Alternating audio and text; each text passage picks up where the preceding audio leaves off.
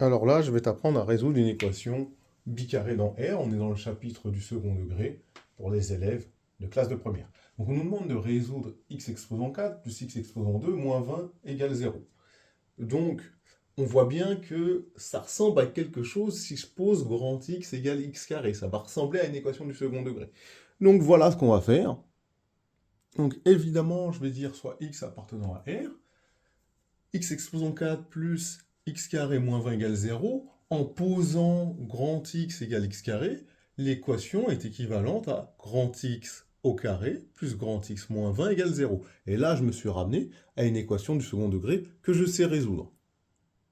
Donc, je vais calculer le discriminant delta en identifiant bien les coefficients A, B et C. Et donc, mon petit a, c'est 1, ce qu'il y a devant le x carré. Mon petit b, c'est 1, ce qu'il y a devant le x. Et mon petit c, c'est moins 20. Donc je vais calculer delta qui fait au b au carré moins 4ac. Donc en calculant delta, 1 au carré moins 4 fois 1 fois moins 20, ça fait 81. Donc le discriminant est strictement positif. A priori, du coup, je vais avoir deux grandes solutions, grand x1 et grand x2.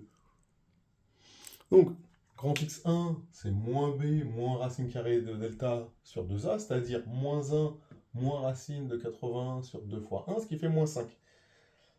Mais ça, je ne peux pas le retenir, puisque grand x, c'est x carré, et donc c'est supérieur ou égal à 0. Et moins 5 n'est pas supérieur ou égal à 0. Donc, ça, c'est impossible, parce qu'un carré réel est positif ou nul. Donc ça, c'est pas possible. Ok, la deuxième, elle est possible, mais ça veut dire quoi? Bah, ça veut dire que j'ai un petit x2 au carré qui vaut 4, parce qu'on avait dit que grand x, c'est petit x au carré.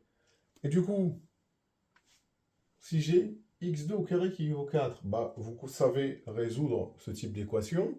Ça veut dire que petit x2 vaut 2 ou moins 2. Et là, votre ensemble de solutions, vous avez moins 2 et 2. Voilà comment résoudre une équation bicarrée. Là où il faut faire attention, c'est voir si le résultat ici est positif ou pas. S'il était positif, on aurait eu 4 solutions, ce qui n'était pas le cas. Voilà, maintenant, tu sais faire tout sur les équations du second degré, et notamment les équations bicarrées.